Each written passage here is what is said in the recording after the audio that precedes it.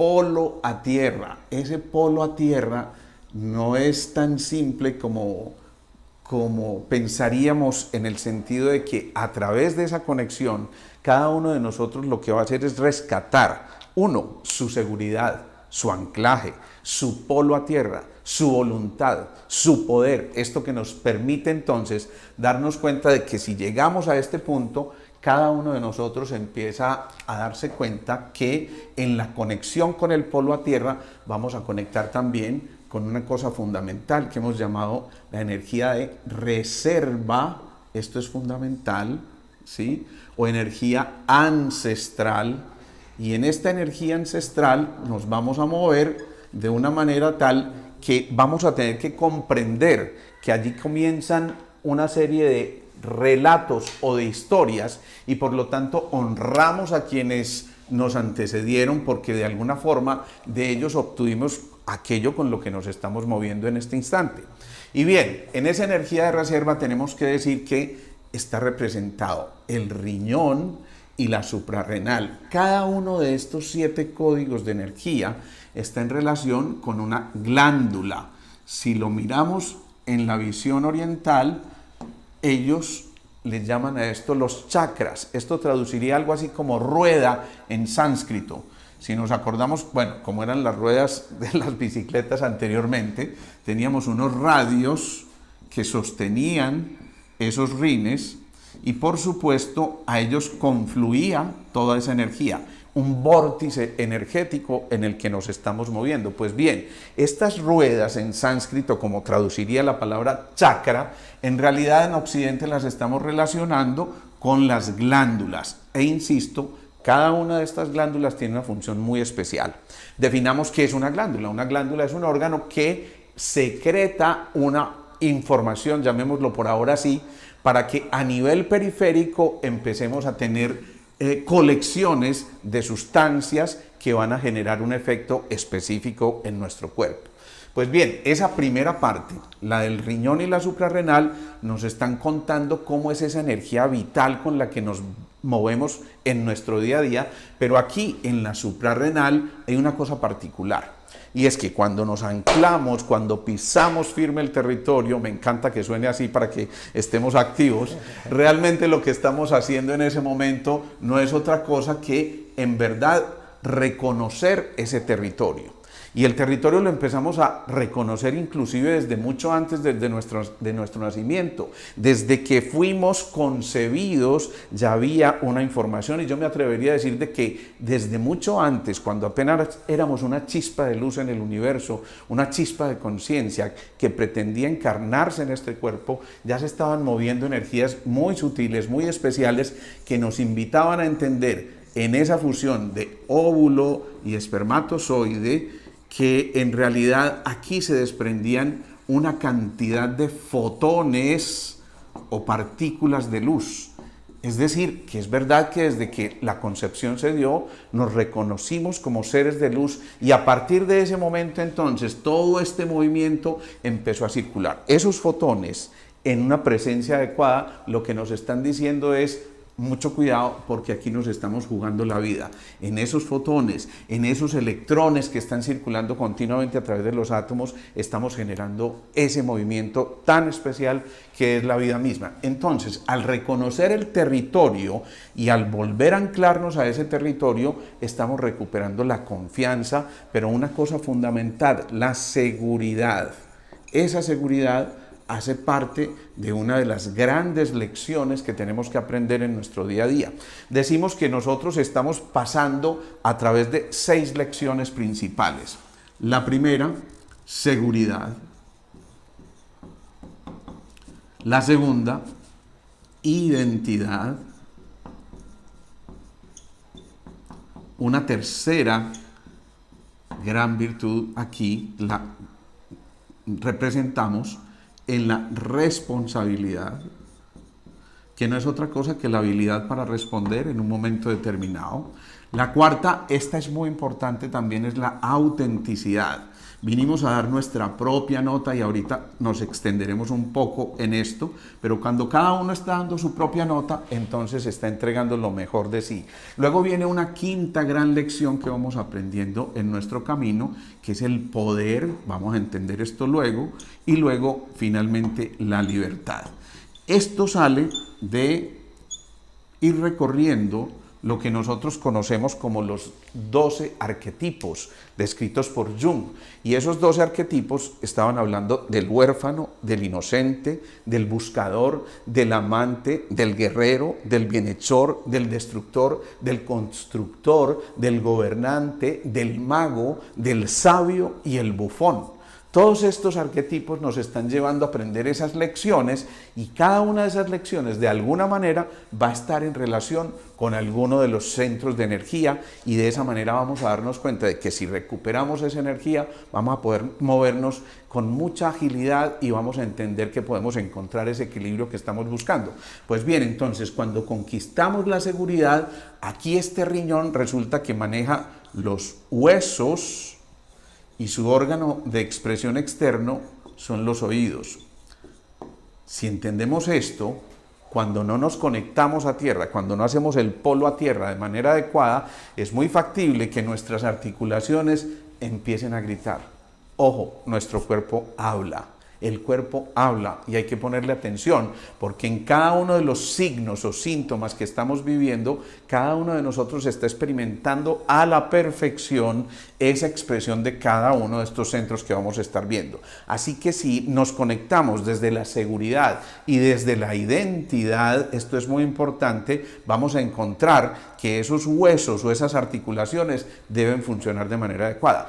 ¿Y qué hacemos nosotros con los huesos? ¿Para qué nos sirven los huesos? Pues evidentemente para movernos. Si nos estamos moviendo de manera adecuada, entonces significa que ese primer centro con el riñón está funcionando de manera adecuada. Pero aquí también hay una glándula, ya les decía, que es muy importante, que es la suprarrenal y que está en relación con la secreción de las hormonas del estrés, el cortisol, el ACTH, la adrenalina, entre otros, y todo esto está marcando la manera en que nos estamos literalmente enfrentando y afrontando la vida. Cuando estamos metidos en este proceso, si es manejado de manera adecuada, tenemos un euestrés.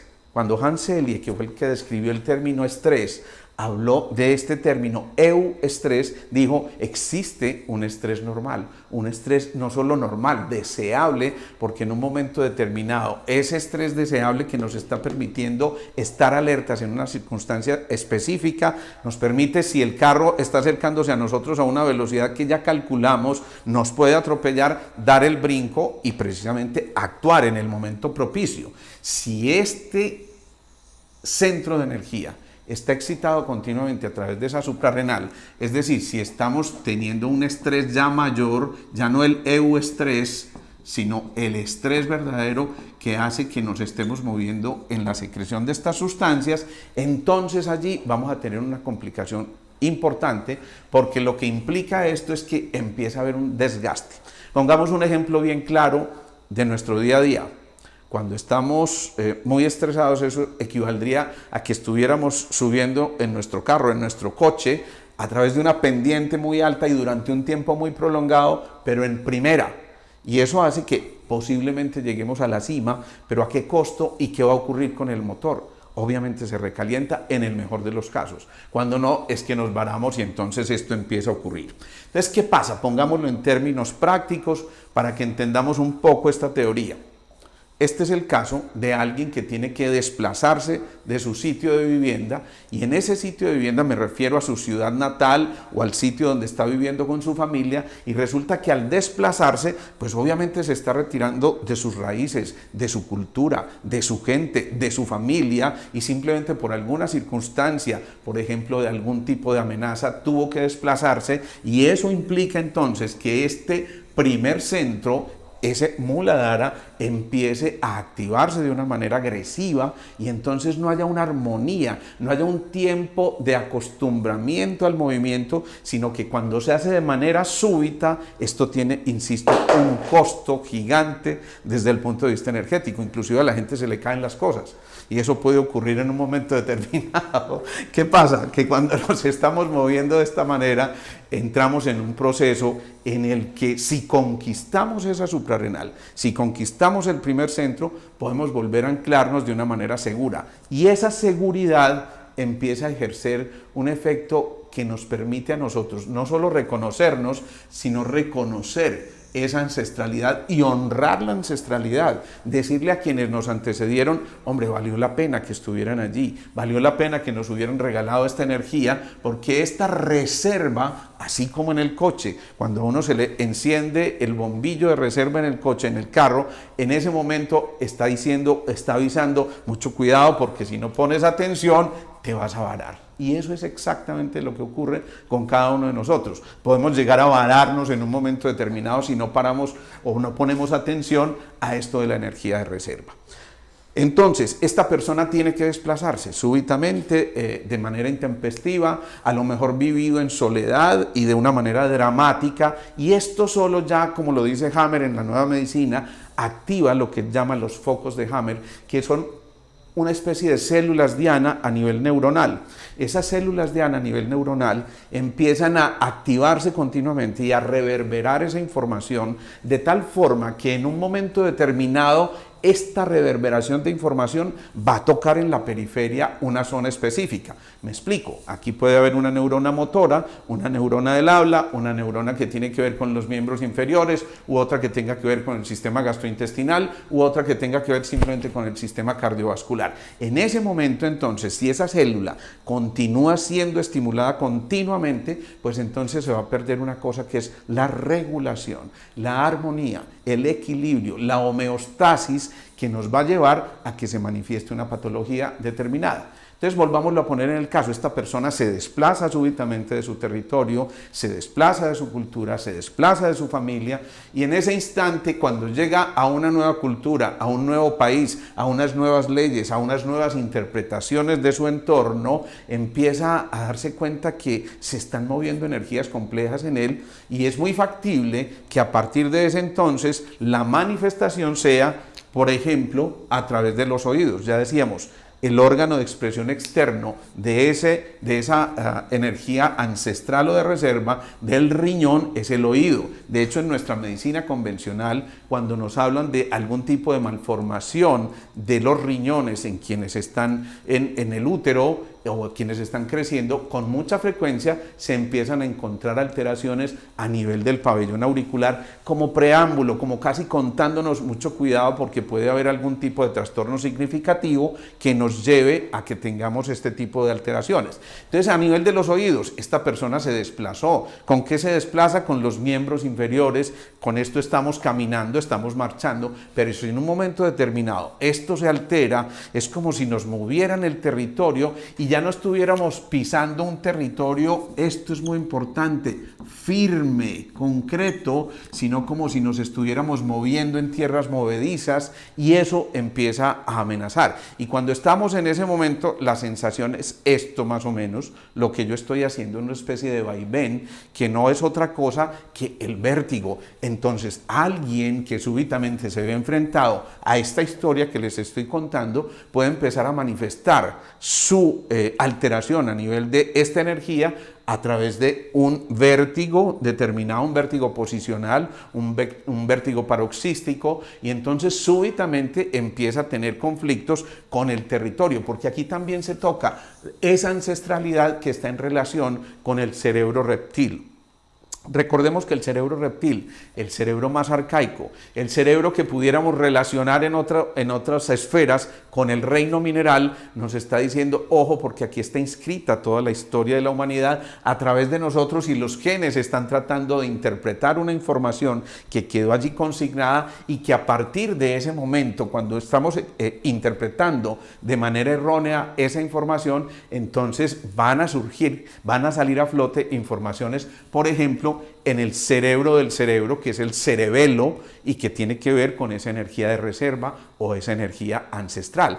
El cerebelo tiene que ver mucho con la posición que ocupamos frente a nuestro espacio y la coordinación motora equilibrada, adecuada, a partir de estos instrumentos que estamos viendo en este momento. Así que si se pierde esa energía de reserva, si se perdió el polo a tierra, si se perdió el anclaje, empezamos a darnos cuenta de que allí empiezan a mostrarse una serie de signos o síntomas que ya nos están contando una historia. Ojo, porque esta historia es la historia personal, es la historia que estamos viviendo continuamente, y en muchos de nuestros pacientes esto es demasiado frecuente porque obviamente se ven enfrentados a cosas para las que no estaban preparados. Cosa bien distinta es cuando yo, bajo mi elección, voluntariamente elijo irme a otro país porque quiero hacer una carrera, porque quiero estudiar, o simplemente porque busco nuevas oportunidades de trabajo, o simplemente porque me acompaña un espíritu aventurero, pero no estoy bajo una amenaza como la que ocurre